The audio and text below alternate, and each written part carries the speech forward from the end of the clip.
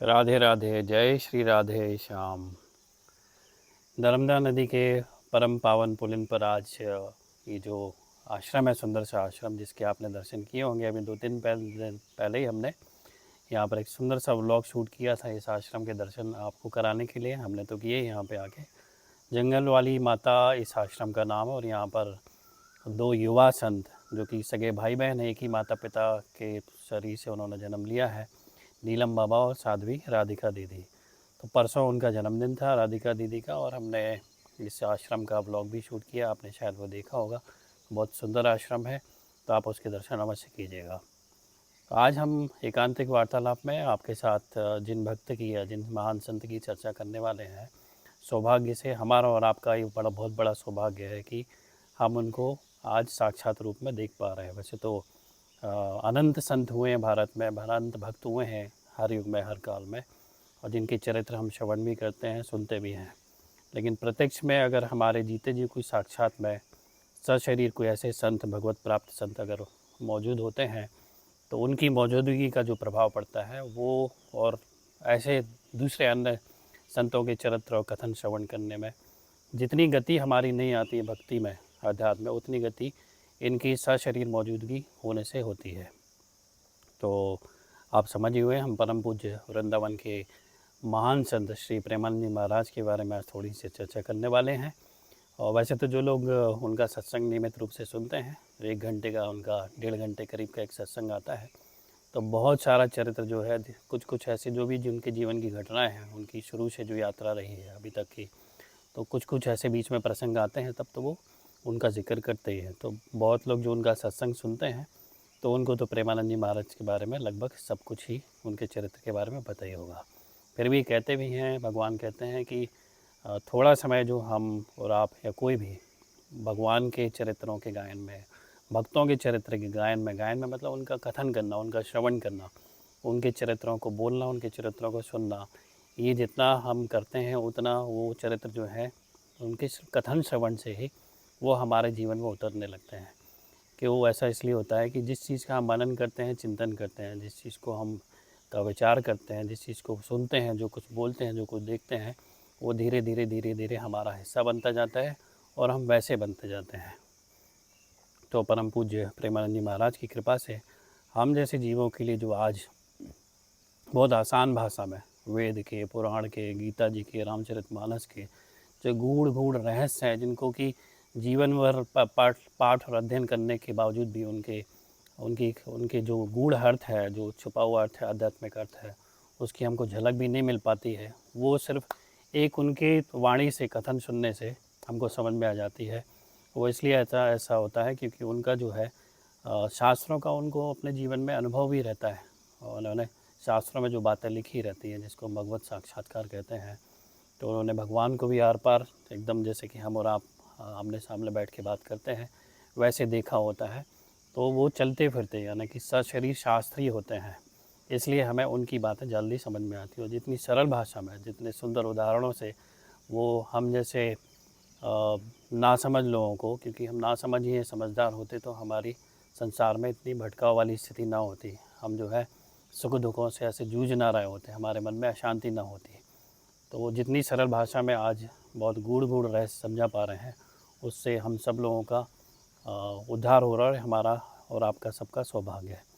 तो महाराज श्री का जो चरित्र है, वो जैसे कि उन्होंने बताया था कि उनका जो परिवार रहा है वो भी पूरी तरह से धार्मिक और भागवतिक वातावरण का रहा है। तो उनके पहले उन्होंने जब संन्यास लिया, यानी भगवत मार्ग पे चले, तो उसके पहले उनके दादाजी भी सन्यासी हुए हैं। मतलब एक समय के बाद, जिसको संन्यास आश्रम कहते हैं, 50-60 साल की उम्र के बाद, जबकि सारी अपने पारिवारिक जिम्मेदारियां पूरी कर दी जाती हैं, तो उनके दादाजी ने संन्यास लिया था। और दादाजी के बाद फिर उनके पिताजी ने भी एक समय के बाद जो है संन्यास धारण किया था, दंडी सन्यासी वो रहे हैं। तो और माताजी भी उनकी जो है वो भी बहुत भागवतिक वातावरण वाली, बहुत भक्ति वाली। तो पूरा वातावरण महाराज श्री को अपने घर में जिसको भक्ति वाला वातावरण कहते हैं, अध्यात्म वाला वातावरण कहते हैं, वो मिला था। तो महाराज श्री की भी कोई ना कोई पहले यात्रा रही होगी। वो कहते भी हैं कि जब तक हमारी कोई ऐसी पूर्व में शरीर यात्रा ना रही हो, तो हमको तब तक ऐसा भागवतिक वातावरण वाला परिवार नहीं मिलता है। तो महाराज श्री का जो जन्म है वो उत्तर प्रदेश के कानपुर का एक ब्लॉक है जिसका नाम कि सरसौल है, और उसमें एक आसरी नाम का गांव है। बहुत लोगों ने उस गांव के भ्रमण भी किए हैं और हमने उसके वीडियोस भी देखे हैं। तो अभी तक तो हम पहुंच नहीं पाए हैं। महाराज श्री की जब कृपा होगी, आशीर्वाद होगा, तो हम भी गांव में भ्रमण करके उनका वो जो उनका पैतृक गांव है जहाँ पे उन्होंने जन्म लिया है, जहाँ पर 13 साल की उम्र तक उन्होंने अपना जीवन बिताया है, वो चल के हम दर्शन करेंगे आपके साथ। तो वहाँ उनका जन्म हुआ था और शुरू से ही उनके जो संस्कार पड़े हैं और उनकी यात्रा भी रही है और जो घर का वातावरण था, तो उनके मन में हमेशा प्रश्न रहते थे। और क्योंकि सत्संग होगा और क्योंकि संत महात्मा लोग भी उनके घर आते जाते रहते थे, तो सत्संग होता था, कीर्तन होता था और स्वाध्याय होता था ग्रंथ को। गीता का पाठ नियमित रूप से घर में होता था, श्रीमद् भागवत का पाठ होता था, रामचरितमानस का पाठ होता था। तो वो सत्संग श्रवण करते करते महाराज श्री के मन में भी, अब हम ये समझते हैं कि छोटे बच्चों को ये चीज़ समझ में नहीं आ सकती है, लेकिन ऐसा नहीं है। छोटे बच्चों को शायद हमसे ज़्यादा चीज़ें समझ में आती हैं, क्योंकि वो जो है उनके मन में संसार की कोई चीज़ें घर नहीं की हुई होती हैं। तो शुरू में बचपन में जब वो छोटे रहते हैं, तो जो भी उनके मन मस्तिष्क पे, चाहे वो नेत्रों के माध्यम से या फिर श्रवणेंद्रिय के माध्यम से, यानी कानों से श्रवण करके या बोल के, और जो भी वातावरण मिलता है वो पूरा उसको ग्रहण करते जाते हैं। तो उनके मन में भी ऐसे जीवन से संबंधित प्रश्न बहुत छोटी सी उम्र में आने लगे। और महाराज श्री ने बताया कि 5 साल की उम्र से ही जो है उनको बहुत सारे जो पाठ हैं, जैसे कि चालीसा के पाठ हैं, दुर्गा चालीसा है, हनुमान चालीसा है, विभिन्न तरह के चालीसा का पाठ वो करने लगे थे। और रामचरितमानस का पाठ तो वो कहते हैं कि 5 साल की उम्र से उन्होंने शुरू कर दिया था। तो उनके मन में ऐसे ही प्रश्न उठते थे स्वाभाविक। जैसे सत्संग में हम सुनते हैं ना कि सबकी मृत्यु एक दिन होनी है, सबको ये शरीर छोड़ के जाना है। तो उनके मन में भी ये धीरे धीरे प्रश्न आने लगे थे कि अभी तो मेरा पालन पोषण मेरे माता पिता कर रहे हैं, माता कर रही हैं, तो भविष्य में ऐसा हो गया ही कि माता पिता दोनों चले जाएंगे, तो तब मेरा पालन पोषण कौन करेगा, तब मेरा कौन अपना होगा, तो मेरा कौन ख्याल रखेगा। तो ऐसे मन में उनके प्रश्न आते थे। और जब सत्संग में सुनते थे वो कि जीवन का जो परम लक्ष्य है वो भगवत प्राप्ति ही है, भगवान को प्राप्त करना ही है, साक्षात्कार प्राप्त करना है, तो ऐसे उनके मन में जिज्ञासा होने लगी कि आज तो ठीक है माता पिता हैं, और उसके बाद कुछ वर्षों बाद जब माता पिता नहीं रहेंगे तब मेरा क्या होगा। तो मन में धीरे धीरे उनके ललक आने लगी, उनके अंदर वो जो भगवत प्राप्ति की इच्छा है वो तीव्र होती गई। और उन्होंने बताया कि कभी कभी अपनी माता से, जिनका नाम श्रीमती रमा देवी है और पिताश्री का नाम शंभू पांडे जी रहा है, तो अपनी माता से वो कभी कभी ऐसा बोलते भी थे। हालांकि उनकी माता जी इस बात को विनोद में लेती थी। वो महाराज श्री कहते थे कि मैं अपनी माता से कहता था कि मैं एक दिन यहाँ से चला जाऊँगा, संन्यास ले लूँगा और भगवान के मार्ग पर चलूँगा। तो विनोद में वो समझती थी कि बेटा ऐसी बात करता है, मजाक जैसे जिसको हम कहते हैं। तो इस तरह की बातें वो अपनी माता से कभी कभी करते थे। तो बहुत छोटी सी उम्र में ना गीता प्रेस की एक पुस्तक है सुख सागर, जिसका कि अध्ययन उन्होंने शुरू कर दिया था। तो ऐसे लगभग धीरे धीरे उनकी जो रुचि है, संसार की जो पढ़ाई है, स्कूल की पढ़ाई जो है उसमें कम होने लगी। और जब वो 13 वर्ष की उम्र में थे, कक्षा 9 में थे महाराज श्री, उन्होंने बताया कि 9 कक्षा तक उन्होंने पढ़ाई की है। तो उसके बाद 13 साल की उम्र में एक दिन उन्होंने, अब ये चिंतन तो हमेशा चलते ही रहता होगा, तो जब वो उनकी इच्छा जो है बहुत प्रबल हो गई कि अब तो इसी मार्ग पे चलना है मुझे, तो गृह त्याग के उन्होंने निर्णय ले लिया घर छोड़ने का। 13 साल की उम्र में लगभग सुबह के 3 बजे होंगे, तो 3 बजे के आसपास उन्होंने अपना घर छोड़ दिया, चुपचाप बिना बताए वो चले गए। और ऐसे वो एक शिव मंदिर में पहुँचे। देखिए सौभाग्य से आज भगवान शिव भी यहाँ हमारे साथ विराजमान हैं, वट वृक्ष के रूप में भी शिव जी यहाँ पे हैं। तो इनको प्रणाम करते हैं। इन्हीं की कृपा से भगवान के महाराज श्री कहते हैं कि उनको वृंदावन और श्री राधा रानी का साक्षात्कार प्राप्त हुआ है। तो ऐसे ही हमारे ऊपर भी कृपा हो जाए इनकी और महाराज श्री की, तो शायद हमको भी जीवन में भगवत प्राप्ति हो जाए। तो ऐसे वो 13 साल की उम्र में निकल गए, एक शिव मंदिर में पहुँचे वो। तो अपनी घटना के बारे में बताते हैं कि जब वो घर से निकल गए और रास्ते में थे, और जब एक शिव मंदिर में पहुँचे, तो उनके मन में उन्होंने कहा कि 3 प्रश्न आए थे कि मैं निकल तो गया हूँ घर से, लेकिन अभी तो ऐसा है कि मेरी माता मुझे अपना खाना वाना बना के खिला देती थी, कौन मुझे खाना खिलाएगा। ये घर था माता पिता का जिसमें कि अच्छे आराम से अपन रहते थे, तो कौन कहाँ पर कैसा आश्रय मुझे मिलेगा, कौन मेरा रहने की मुझे जगह देगा, और मैं चलूँगा कैसे इस मार्ग पे आगे। तो इन 3 प्रश्न महाराज श्री के मन में आए थे। हालांकि जब प्रश्न आए तो उनके मन में ये कभी नहीं आया कि मैं वापस लौट जाऊँ। तो एक शिव मंदिर में जब वो रुक गए, बैठ गए, तो उन्होंने कहा देखिए भगवान जैसे कहते हैं कि भगवान सबके भरण पोषण का ख्याल रखते हैं। तो कुछ दिन में वहाँ पर एक व्यक्ति आए मीठा दही लेके, बहुत सारा दही लेके। तो उन्होंने महाराज श्री से पूछा कि मंदिर के जो पुजारी हैं वो कहाँ हैं। तो महाराज श्री ने कहा कि मुझे तो नहीं मालूम कि कहाँ है, मैं भी अभी अभी आया हूँ। तो उन्होंने कहा कि ठीक है, ये मीठा दही है, ये भगवान शिव को भोग लगा के ये तुम पा लेना। तो पहली घटना थी महाराज श्री के जीवन में कि देखिए कैसे जब भगवान के रास्ते पर, भगवान के मार्ग पर कोई निकल पड़ता है संसार की चिंता किए बिना, तो सारी चिंताएं और सारा जो भार है वो भगवान स्वयं उठा लेते हैं। तो ऐसा उनके मन में दृढ़ विश्वास हो गया कि जो है मैं अब जो है वापस जाने का सवाल पैदा ही नहीं होता है, और वो आगे निकल पड़े। तो बहुत वर्षों तक धीरे धीरे फिर उन्होंने सबसे पहले नैष्ठिक ब्रह्मचर्य की दीक्षा प्राप्त की, और नैष्ठिक ब्रह्मचर्य की दीक्षा प्राप्त करने के बाद उनका जो है नाम आनंद स्वरूप ब्रह्मचारी हुआ। और फिर महावाक्य उन्होंने स्वीकार किया, जो कि फिर उनका नाम स्वामी अखंडानंद जी पड़ा, और फिर उन्होंने संन्यास मार्ग की दीक्षा ग्रहण की। तो ऐसे उनका जो जीवन वो बताते हैं कि काशी के घाटों पर ही पूरा जीवन बीता है, और पूरी आकाश वृत्ति से, यानी कि जो बिना मांगे अपने आप जो मिल जाए उसी से वो अपना जीवन का भरण पोषण करते थे।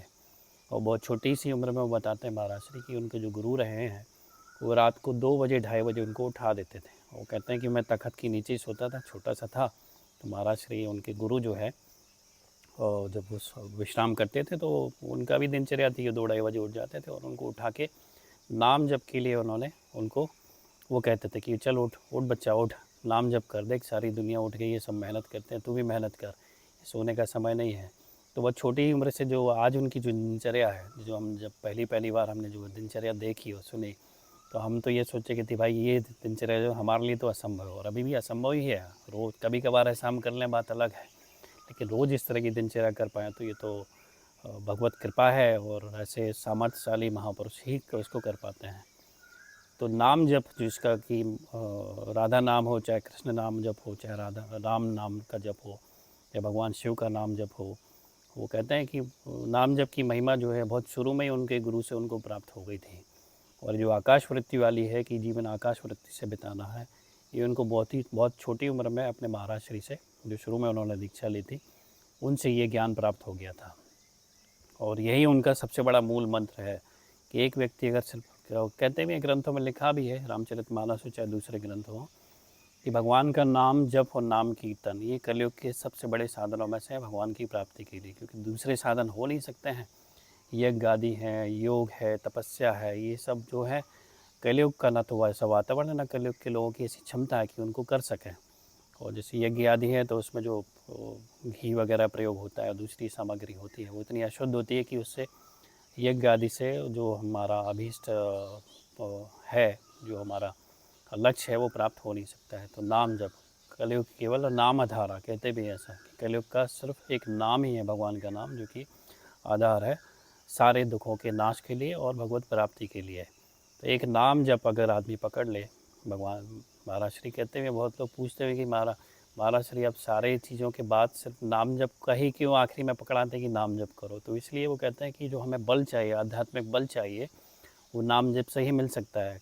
वो बड़ा सुंदर सा उदाहरण देते हैं कि अगर हमको, जैसे हम मार्केट में जाते हैं और हमको कोई चीज़ ख़रीदना हो, बहुत महंगी या सस्ती चीज़, तो हमारे पास पैसा होना चाहिए। तो ये जो नाम है, ये आध्यात्मिक जगत का धन है, यही हमारा बल है, जिसके माध्यम से हम आध्यात्मिक चीज़ों को पा पाते हैं। उसके बदले में वो हमको चीज़ मिलती है। तो अगर सब कुछ है और नाम जप नहीं है तो वो चीज़ आपको प्राप्त नहीं हो सकेगी। तो इसलिए वो कहते हैं कि नाम जप जो है सबसे बड़ा साधन है आज के युग में। तो नाम जप अगर करना है तो फिर दूसरा कोई साधन करने की आवश्यकता नहीं। तो ऐसे महाराज श्री बताते हैं कि उनको जो भी आज कुछ प्राप्त हुआ है, जो भी कुछ महिमा है, तो वो उनको नाम जप की वजह से मिला है। तो चाहे वो पहले संन्यास मार्ग पे रहे हैं, ज्ञान मार्ग पे, जिसको कि वेदांत वाला मार्ग कहते हैं, उसमें भी वो साम्य सदाशिव, कुछ लोग पूछते भी उनसे कि भगवान शिव का अगर नाम जपना हो तो कौन सा नाम जपना चाहिए। तो वो बताते हैं साम्य सदाशिव। साम्य सदाशिव मतलब अम्बा के सहित, है ना, जगदम्बा के सहित शिव, साम्य सदाशिव। जैसे राधे श्याम, है ना, युगल जोड़ी, ऐसे युगल जोड़ी भगवान शिव और पार्वती की भी है, ऐसी युगल जोड़ी सीताराम जी की भी है। तो राम नाम का जपने वाले लोग राम नाम भी जपते हैं, सीताराम भी जपते हैं, और कृष्ण राधा की उपासना करने वाले राधे श्याम भी जपते हैं, राधे राधे भी जपते हैं। और ऐसे ही साम्य सदाशिव, साम्य सदाशिव नाम का वो हमेशा जाप करते थे, और अखंड मतलब उनकी जो चित्तवृत्ति थी फिर नाम जप में डूबी रहती थी। और जैसे हमने देखा कि वो आकाश वृत्ति से अपना जीवन यापन करते थे। और ऐसे कई वर्ष जो है उन्होंने बताया कि हरिद्वार से लेके काशी के घाट तक वो भ्रमण करते थे। तो वो एक जगह नहीं ठहरते थे, किसी आश्रम में नहीं ठहरते थे, क्योंकि जैसे गुरु उन्होंने उनको आदेश दे दिया था, उन्होंने गुरु को वचन दे दिया था कि मैं अपना जीवन यापन जो है, साधना जो है ऐसे ही करूँगा, आकाश वृत्ति से रहूँगा, किसी आश्रम में नहीं रहूँगा। कि आश्रम में भी ज़्यादातर में वही होता है कि कहने को तो वो मैं निंदा नहीं कर रहे, लेकिन जैसे कि हम और आपको भी नज़र आता है, आकाश में भी आश्रम में भी जो है एक तरह से का नया संसार चालू हो जाता है। एक दूसरी तरह का प्रपंच की वार्ता वहाँ भी होती है। जीवन में जो भगवत प्राप्ति जैसा लक्ष्य है वो हमको बहुत कम ही नज़र आ पाता है। तो ऐसा अगर नज़र आता, मान लो आश्रम इसी तरह के होते हैं आज कलयुग में, कि कलयुग का प्रभाव उनके ऊपर है ना, तो उस वजह से जो है वो आश्रम में नहीं ठहरते थे, किसी भी आश्रम में, और भ्रमण करते थे हरिद्वार से लेकर काशी तक। तो काशी के जो घाट हैं वही उनका जीवन था, और वो बहुत वर्षों तक उन्होंने अपना जीवन जो है उसी पर बिताया, उसी काशी के घाट पर बिताया। और इस दौरान महाराज श्री को उनकी दिनचर्या थी कि वो 3 बार स्नान करते थे। एक तो रात्रि को 2-2:30 बजे ही उठ जाके स्नान करते थे, फिर दोपहर में स्नान करते थे, और संध्या स्नान करते थे। और उनकी दिनचर्या ऐसी थी कि कितनी भी भीषण से भीषण ठंड हो, उस ठंड में भी वो स्नान करते थे। गर्मियों में तो आदमी स्नान कर लेता है, बारिश में भी स्नान कर लेता है, लेकिन ठंड के मौसम में स्नान नहीं करता है। और इसी की वजह से कहते हैं, वो बताते हैं कि उनको कभी किसी दवा की आवश्यकता नहीं पड़ी। कभी जुकाम हुआ हो, सर्दी हुआ हो, खांसी हुआ, बुखार हो, ऐसा उनको कभी ध्यान में नहीं आता है। तो ऐसा था कि उनका जो, और वो काफ़ी योग अभ्यास भी करते थे, योग की मतलब आसन भी वगैरह लगा के उनका भी अभ्यास करते थे। कसरत तो वो करते ही थे, शारीरिक मेहनत भी करते थे, व्यायाम आदि जिसको कहते हैं। और इसी वजह से वो कहते हैं कि अभी जब तक कुछ वर्षों के पहले तक, जब तक कि डॉक्टर ने मना नहीं किया था उनको उनकी किडनी ख़राब होने की वजह से, तब तक वो निरंतर अपना व्यायाम जारी रखते थे। इसलिए वो लोगों को कहते भी हैं, सबको, जो भी युवा वर्ग आता है, कि कम से कम 40-45 मिनट तो अपने व्यायाम, शरीर के व्यायाम में देना ही चाहिए।